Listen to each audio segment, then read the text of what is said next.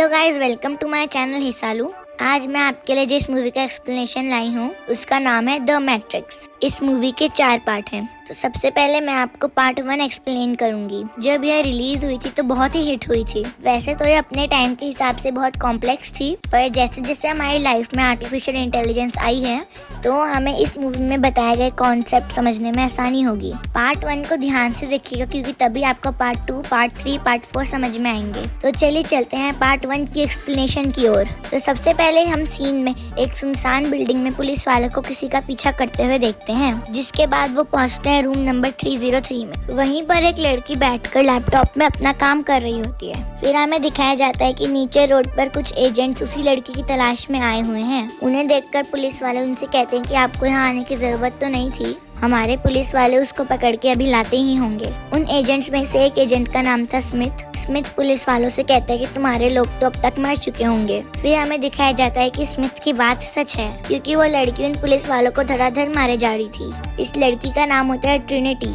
इसकी fighting styles को हम देख के समझ सकते हैं कि उसे मार्शल आर्ट और कुंफू बहुत अच्छी तरीके से आते हैं। उन सभी पुलिस वालों को मारने के बाद वो अपने बॉस को कॉल करती है और कहती है कि मुझे बस ये बताओ कि यहाँ से आखिर निकलना कैसे है। तो उसका बॉस उसे बोलता है कि वहीं पे नीचे उतर के एक टेलीफोन बूथ है, तुम जितना जल्दी हो सके वहाँ पर पहुँच जाओ। यहाँ से ट्रिनिटी निकलने की कोशिश कर ही रही होती है, पर तभी उसके पीछे एजेंट्स और साथी पुलिस वाले पड़ जाते हैं। उनसे बचने के लिए ट्रिनिटी बिल्डिंग्स पर कूद कूद कर जा रही होती है। वहीं पर हम देख पाते हैं जो एजेंट्स ट्रिनिटी का पीछा कर रहे हैं वो भी कोई नॉर्मल ह्यूमंस नहीं है। उनके पास भी ट्रिनिटी की तरह कूदने की तरीके की पावर होती है। हालांकि वहाँ पर मौजूद पुलिस वाले ये सब देखकर हैरान हो जाते हैं क्योंकि उनके लिए तो ये काफी बड़ी बात थी। भागते भागते ट्रिनिटी सीधा उसी टेलीफोन बूथ पर पहुंच जाती है जहां पर एक कॉल आया होता है। वो उसे उठाने की कोशिश करती है लेकिन तभी एक ट्रक उसको जोरदार टक्कर मार देता है और उस ट्रक में से वही एजेंट निकलते हैं। लेकिन तभी उन्हें पता चलता है कि जब उन्होंने उसे टक्कर मारी थी तो उससे पहले ही वो वहाँ से गायब हो चुकी थी। तो तभी वहीं पे उनका तीसरा एजेंट आके बोलता है कि वो लड़की किसी को ढूंढ रही थी जिसका नाम था नियो।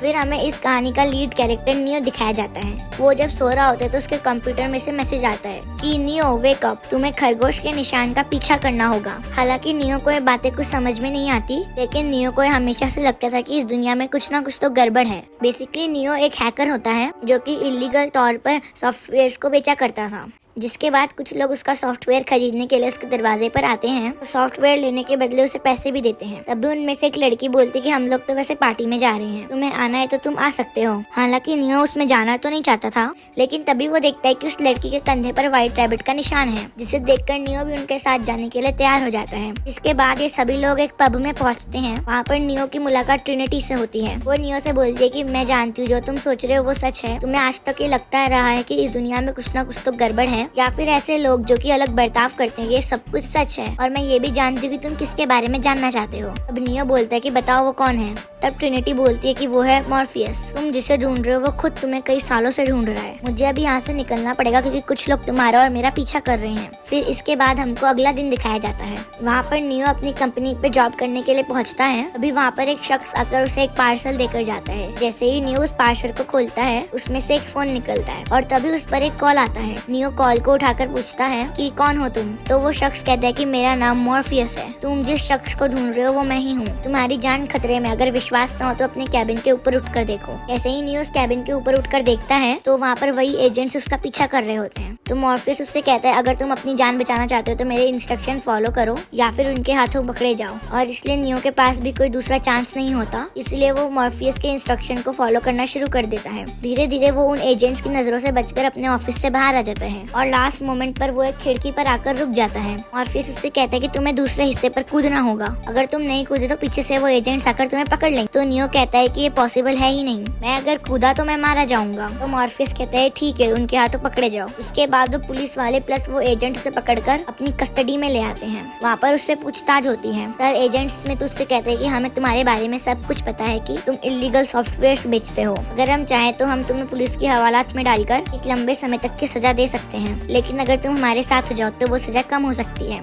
लेकिन नियो को तो उन पर गुस्सा आ रहा होता है। तब वो उन्हें मिडिल फिंगर दिखा देता है और कहता है कि मैं तुमसे बात नहीं करूंगा, मैं पहले अपने वकील से बात करूंगा। तब एजेंट स्मिथ उससे कहता है बात तो तुम तब करोगे जब तुम्हारे पास बोलने के लिए जबान होगी। होगी और देखते ही देखते उसकी जुबान गायब होने लगती है। उसका मुंह पहले तो चिपकने लगता है और धीरे धीरे करके वो पूरी तरीके से ब्लॉक हो जाता है। वो काफी बोलने की कोशिश करता है मगर कुछ बोल ही नहीं पाता, जिसके बाद वो एजेंट उसे उसी टेबल में पटक कर उसके पेट में एक मैकेनिकल कीड़ा डालने लगते हैं। नियो काफी छटपटाता है, उन्हें रोकने की कोशिश करता है लेकिन उसका मुंह बंद होने की वजह से वो कुछ भी नहीं कर पाता और वो कीड़ा सीधा उसके नाभि के जरिए उसके पेट में घुस जाता है और तभी उसकी नींद खुल जाती है। नियो को लगता है ओके शायद ये कोई सपना होगा, लेकिन तभी उसे अगेन मॉर्फियस का कॉल आता है। वो उससे बोलता है कि मुझे पता चल गया है कि तुम ही वो मसीहा हो। नियो हालांकि उनकी बातों को समझ नहीं पाता। नियो उससे पूछता है कि आखिर तुम हो कौन और मुझसे क्या चाहते हो। तभी मॉर्फियस उससे कहता है कि तुम्हें तुम्हारे सारे सवालों के जवाब मिल जाएंगे, बस मुझे नीचे ब्रिज के पास आकर मिलो। जब नियो उस ब्रिज के पास पहुंचता है तभी वहाँ पर एक गाड़ी आती है, इसके अंदर वही लड़की और उसके कुछ साथी होते हैं। नियो जैसे ही उस गाड़ी में बैठता है तो ट्रिनिटी उसके पीठ पर एक मशीन लगा देती है। नियो उससे कहते हैं कि ये तुम क्या कर रही हो। तब ट्रिनिटी उससे कहती है कि तुम्हारे पेट में एक ट्रांसमीटर फिट है, अगर हमने इसे नहीं निकाला तो उनको तुम्हारी हर चाल की खबर होती रहेगी। उस मशीन की फ्रीक्वेंसी को फुल करने के बाद वो मशीन उसके पेट में से उस ट्रांसमीटर को निकाल देती है।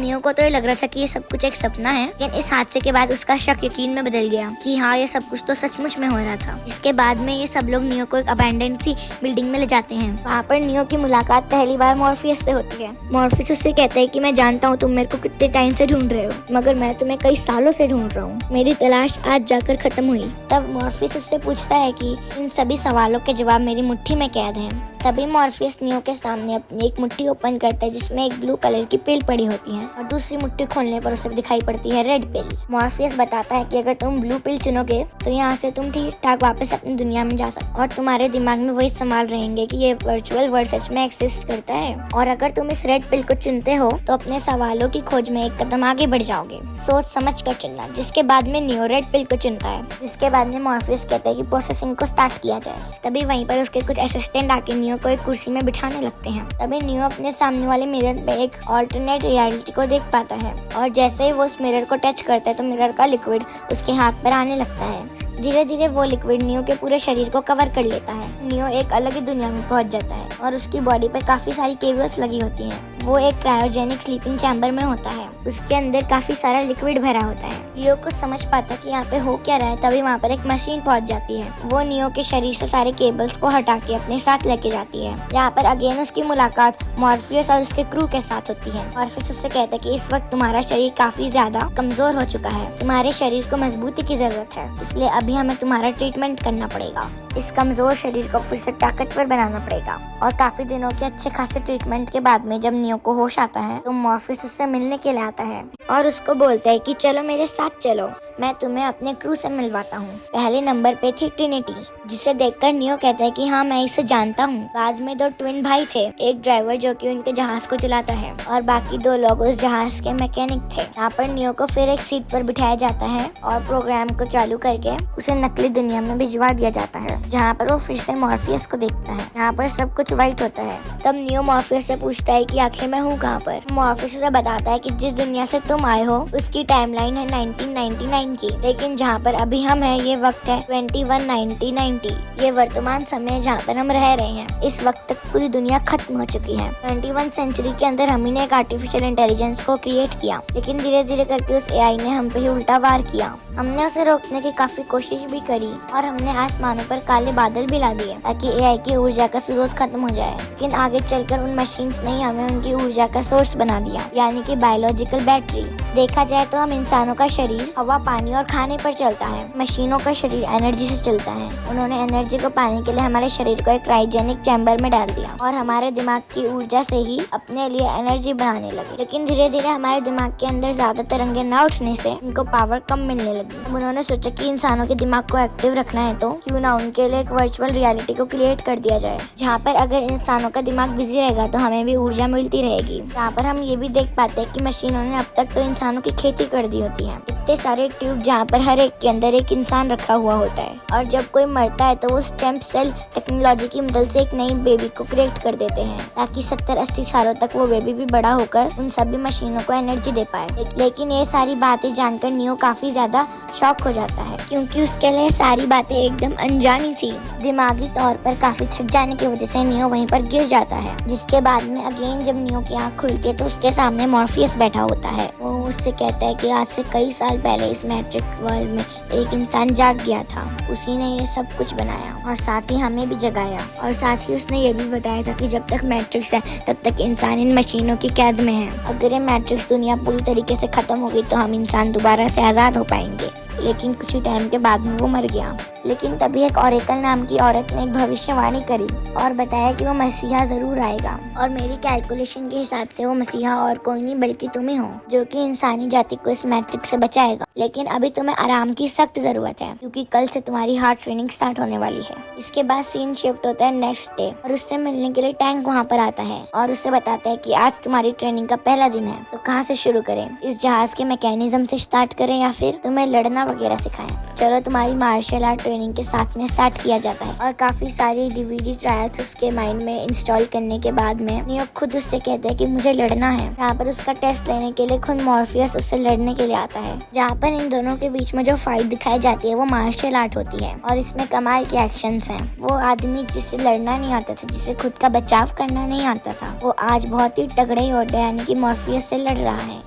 उसकी फाइटिंग स्किल्स और उसकी स्पीड बहुत अच्छी हो चुकी थी। वो एक सुपर ह्यूमन की तरह फाइट कर रहा था। ये सब कुछ देखकर तो वहाँ का क्रू भी काफी ज्यादा हैरान हो रहा होता है। इसके बाद सेकंड लेवल की बारी आती है और उनको एक बिल्डिंग की छत पर ले जाया जाता है, जहाँ पर मॉर्फियस उससे कहता है कि अब तुम्हें यहाँ से छलांग मारनी है और दूसरी बिल्डिंग पर जाकर कूदना है। लेकिन जब नियो पहली बार छलांग मारने वाला होता है तो वो सब बोलते हैं कि ये नहीं कर पाएगा। कुछ कहते हैं कि ये कर जाएगा क्योंकि ये मसीहा है। और जैसे ही नियो छलांग मारता है वो सीधा आकर जमीन पर गिर जाता है। जहाँ पर टीम कहती है कि हाँ पहली बार में तो कोई भी नहीं कर सकता। जहाँ पर हम नियो को देख पाते हैं कि वो अभी अपने रूम में सो रहा है और तभी वहाँ पर ट्रिनिटी आकर उसे खाना देती है, उसके साथ में प्यार से बातें करती हैं। वहाँ से जाते वक्त साइफर उसे रोक लेता है और उससे कहता है क्या बात है, इससे तो बड़ी प्यार की बातें हो रही हैं, मुझसे तो आज तक तुमने कभी प्यार की बातें नहीं करी। लेकिन ट्रिनिटी उसकी किसी भी बात का जवाब दिए बिना वहाँ से चली जाती है। लेकिन तभी हम देखते हैं कि उनका यहाँ पर पीछा करते हुए सेंटिलियंस पहुंच जाते हैं। हालांकि उनसे बचाव करने के लिए उनके शिप के अंदर एक EMP डिवाइस होता है। EMP मतलब इलेक्ट्रोमैग्नेटिक पल्स।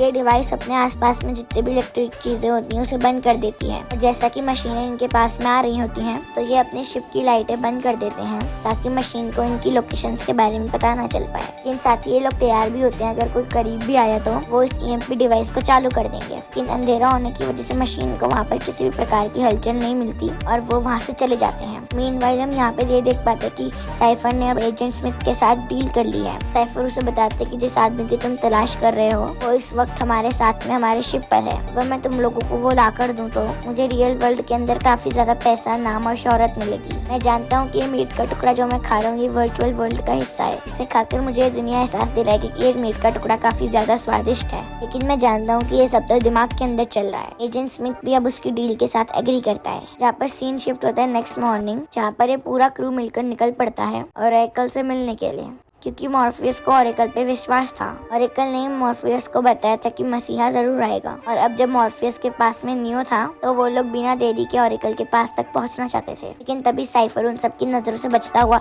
अपना आईफोन वहाँ के कचरे के डिब्बे में पटक देता है और ये इंडिकेशन एजेंट स्मिथ तक पहुँच जाता है। वहीं दूसरी ओर मॉर्फियस नियो को लेकर एक फ्लैट में पहुँचता है, जहाँ पर नियो की मुलाकात ओरेकल से होती है। ओरेकल उसे बताती है कि मॉर्फियस को तुम्हारे ऊपर काफी ज्यादा विश्वास है, पर अफसोस की बात यह है कि वो तुम नहीं हो जो मसीहा बनेगा। ये बात सुनकर नियो काफी ज्यादा हैरान हो जाता है और कहता है कि आखिर ऐसी गड़बड़ कैसे हो सकती है। ओरेकल उसे बताती है कि तुम्हारी तो डेथ होने वाली है मगर तुम्हारा फिर से पुनर्जन्म होगा। अभी के लिए मैं तुम्हें सिर्फ इतना ही बता सकती हूँ। जब मॉर्फियस और तुम में से कोई एक मर जाएगा उस वक्त तुम्हारे पास में एक चॉइस होगी, अपने आप या मॉर्फियस को चुनने के बीच में। फिर तुम डिसाइड करना कि तुम्हें क्या करना होगा। ये सुनकर नियो हताशपन से बाहर आ जाता है। यहाँ से सारा क्रू मिलकर वापस से टेलीफोन बूथ पर पहुँच जाता है, क्योंकि टेलीफोन के जरिए ही ये लोग वर्चुअल वर्ल्ड से रियल वर्ल्ड में आ सकते थे। लेकिन यहाँ पर कुछ पुलिस वाले उन पर अटैक कर देते हैं और जिस सीक्रेट डोर से वो लोग ट्रैवल करते थे उसे साइफर ने टेक्निकली बंद कर दिया है। यहाँ पर टैंक उन्हें रास्ता बताने की कोशिश भी करता है, लेकिन तभी रियल वर्ल्ड में पीछे से साइफर आकर उसे मार देता है। ये लोग उनसे बचने की काफी कोशिश करते हैं मगर तभी एजेंट स्मिथ आकर पीछे से मॉर्फियस को पकड़ लेता है और उसे अपने साथ ले जाता है। वहाँ पर दूसरी और साइफर अपनी मशीन से वर्चुअल वर्ल्ड में पहुंचे हुए लोगों को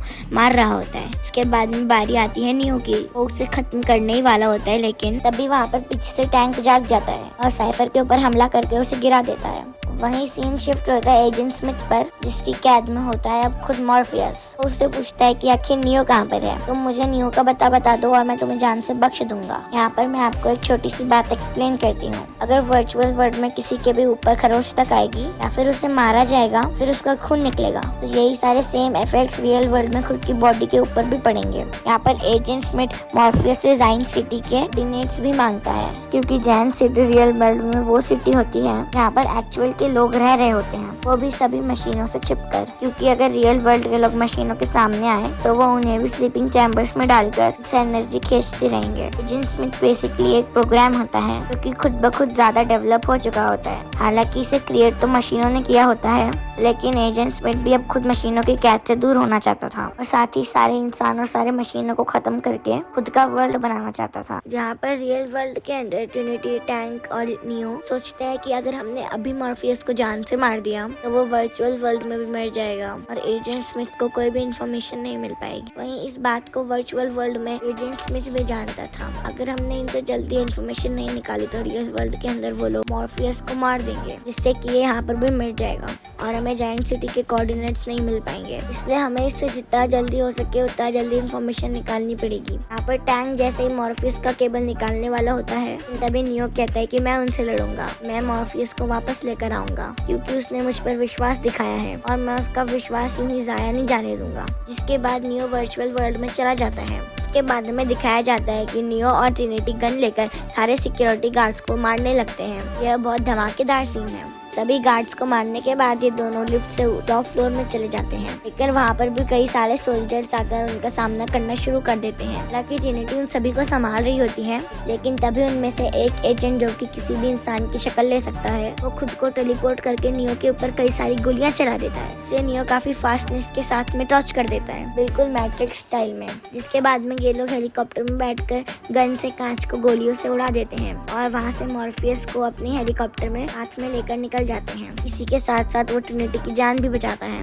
ये देखकर मॉर्फियस समझ जाता है कि नियो ही मसीहा है। वापस जाने के लिए वो सब एक टेलीफोन बूथ में पहुंच जाते हैं। वो लोग देखते हैं कि वहाँ पर एक भिखारी बैठा हुआ है और एजेंट्स की यही खास बात थी कि वो अपने आप के शरीर को किसी भी आदमी के शरीर के साथ ट्रांसफर कर सकते थे। यहाँ पर अब अगेन एजेंट स्मिथ का सामना नियो से होता है। एक वक्त था जहाँ पर नियो को बिल्कुल भी लड़ना नहीं आता था, वो हर जगह हार जाता था। लेकिन अब जबकि उसके पास में सारी मार्शल आर्ट की प्रैक्टिस है, प्लस कुंफू फाइटिंग स्टाइल आ चुकी है, तब वो एजेंट स्मिथ को काफी जोरदार टक्कर देता है। उन दोनों के बीच में काफी लंबी लड़ाई चलती है। फिर लियो लास्ट में उसे रेलवे स्टेशन की पटरी पर फेंक देता है। वहाँ से निकलने के बाद रास्ते में जाते वक्त वो टैन से बात भी करता है, लेकिन एजेंट स्मिथ फिर से उसका पीछा करने लगता है और अपने आप के शरीर को दूसरों के शरीर में ट्रांसप्लांट करके उसके करीब तक पहुँच जाता है। यहाँ पर टैंक नियो को बोलता है कि पास की बिल्डिंग में एक 303 नाम का कमरा है, जितना जल्दी हो सके वहाँ पर पहुँच जाओ। अब हम यहाँ पर देख पाते हैं कि रियल वर्ल्ड के अंदर मशीन ने इनका पीछा करना शुरू कर दिया है। अब यहाँ पर ये सभी लोग काफी ज्यादा हैरान हो जाते हैं, क्योंकि अगर मशीन से बचने के लिए उन्होंने EMP डिवाइस को एक्टिवेट किया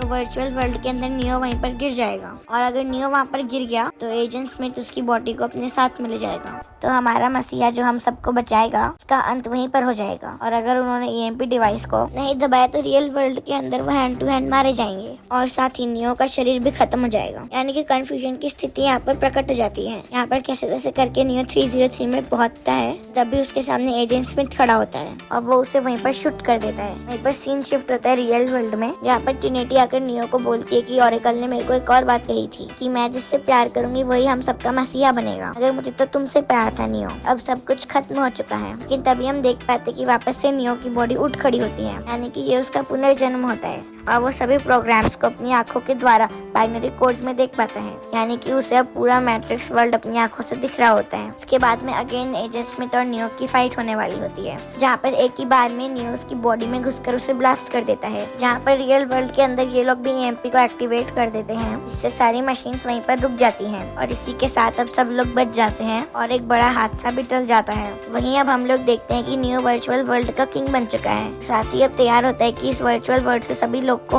रियल वर्ल्ड में लाने के लिए। और इसी के साथ इसका फर्स्ट पार्ट यहीं पर खत्म हो जाता है और इसका नेक्स्ट पार्ट मैं जल्दी ही अपने इस चैनल में अपलोड करूंगी। और अगर आपको भी मेरी एक्सप्लेनेशन अच्छी लगी हो तो मेरी वीडियो को लाइक कीजिए और मेरे चैनल को सब्सक्राइब कीजिए। अगर आप किसी खास मूवी का एक्सप्लेनेशन सुनना चाहते हैं तो मुझे कमेंट करके बताइए, मैं उस मूवी का भी एक्सप्लेनेशन आपके लिए लेकर आऊंगी।